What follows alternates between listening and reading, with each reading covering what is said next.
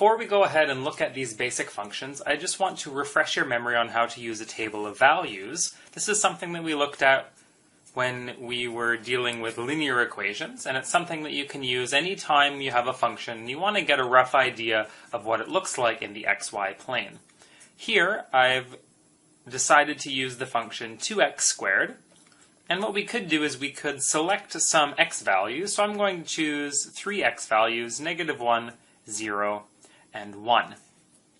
And we could substitute these values into our function, 2x squared, and see what y value we get. So if we substitute -1 in, we'll get 2 times -1 squared. -1 squared is 1, and when we multiply it by 2, we'll end up with 2. If we substitute 0 in, we'll get 2 times 0 squared, which is we're going to end up with 0 here when we multiply by 2.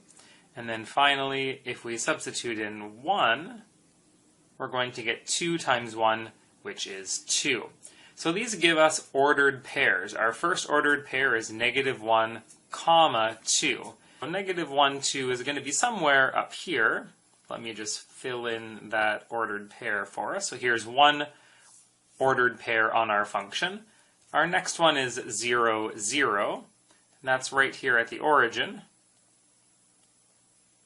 And then our last one is at 1, comma 2. So our last point is somewhere up here. Here is 1, 2. And if we connect these points together, we get a rough idea of what f of x will look like. Like I said before, what I want to do in this lesson is give you an idea of the basic functions that we're going to be using over and over again, or the ones that you're most likely to see as you progress through a calculus course. Along the way, I'm going to be summarizing some major points, such as domain or range, or any other important notes for the particular functions that we're going to be working with. The first kind of functions I want to look at are linear functions, and specifically there's two different types of linear functions. The first one is a special case when our slope is equal to 0. We say that f of x is equal to b. b here is any particular number. So our plot is going to look something like this. It's going to be a horizontal line. The domain of this type of linear function is all real values, and the range of this particular function, y is allowed to be only one value here, so we say that y is an element of b. Next up we have the linear functions of the form mx plus b. Now these are lines. They could either be slanted like this or downwards and to the right, depending on what the value of m is. But remember here that m represents the slope. And b in this case is what we call the y-intercept. So I've gone ahead and I've plotted the y-intercept on the plot of our function here. Next up, let's talk about the domain and range. In this case, the domain is everything. So x is an element of the real numbers. And our range is very similar. We also have that y is an element of the real numbers. Y could take on any value here as well as x. Next up, we have what are called the even power functions. These functions have a minimum at the origin, and they open upwards. So here's a rough sketch of x squared. Now the functions x to the 4, x to the 6, and so on, they all look very similar to this one. Next, let's talk about the domain and range. The domain for this function is x is allowed to be all real numbers. However, the range is a little bit different. As you can see here, we never have any negative y values. So y here is on 0 to positive infinity. So y can take any positive value or the value of 0, but it can't take any negative values. Next are the odd power functions. These are functions like x cubed, x to the power of 5, x to the power of 7. Again, these functions are going to pass through the origin. And x cubed, over on the right, will open upwards, but on the left is going to open downwards.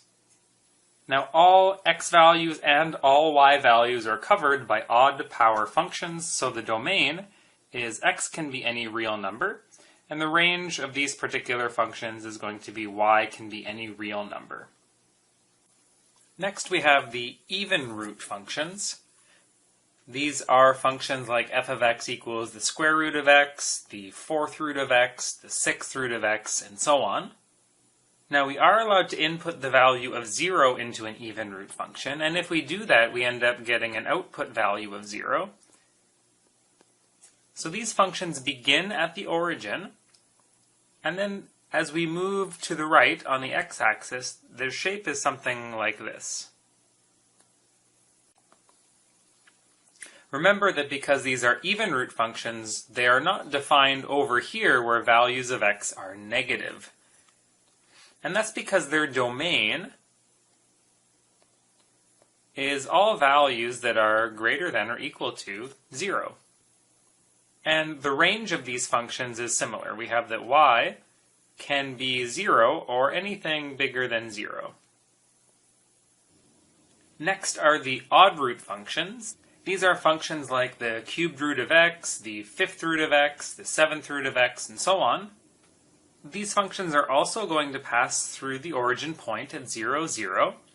We are allowed to put negative values of x into the odd root functions.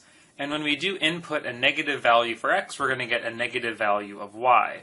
So on the left-hand side of the origin, our odd root function will look like this. And it's going to mimic the even root function when we work on the other side of the origin. So this is what the shape of our odd root functions is going to look like. As you can see here, the domain is going to be all x values. We've talked about this already. And the range is also going to be all possible y values. So we have domain x is element of the reals, and the range is also y is an element of the reals. The next function I want to talk about is the reciprocal function. Notice that in this function we don't want our denominator to be equal to 0, so x equals 0 is not a possible value that we can substitute into this function. Thus we have the following domain. We're allowed to put in any value for x except for the value of 0. The reciprocal function is going to look something like this. If we put in x equals 1, we're going to get an output of 1 as well. So the point 1, 1 is on our reciprocal function. And if we put in an x value of negative 1, our output is also going to be negative 1. So the point negative 1, negative 1 is also going to be on the reciprocal function. So here's a rough sketch of what our reciprocal function f of x is going to look like. The only other thing I want to note here is the range. The range is going to be the exact same thing as the domain, in that y is allowed to be anything except for the value of 0. And one last thing that I should mention about the reciprocal function is it's a bit special compared to some of our other functions because it has what we call vertical and horizontal asymptotes. So this is something we're going to study coming up. An asymptote is essentially a horizontal or vertical line that our function is going to get really, really close to, but it's never going to touch. So I've indicated those asymptotes here. There's one at x equals to 0. So I've just indicated that here in blue, a vertical asymptote, x equals 0. And there's also a horizontal asymptote at y equals to 0. The last function that I want to discuss is the absolute value function. Now, to plot the usual absolute value function, it looks like a v starting at the origin. So 0, 0 is a point on our absolute value function. And over on the right-hand side, we have the line y equals to x, but over on the left-hand side, we have the line y equals to negative x. So when we connect these two together, we get the absolute value function f of x. So here's the proper definition of the absolute value function. Just like I said, if x happens to be positive or equal to 0, then our absolute value function is just the line y equals to x. However, if x is a negative value, then we use the line y equals to negative x. This is what we call a piecewise function, and something that we're going to be talking about a little bit later down the line. So to finish everything off, let's talk about the domain and the range of the absolute value function. The domain of the absolute value function is all real numbers, and the range of the absolute value function is y could be anything that is positive or equal to 0.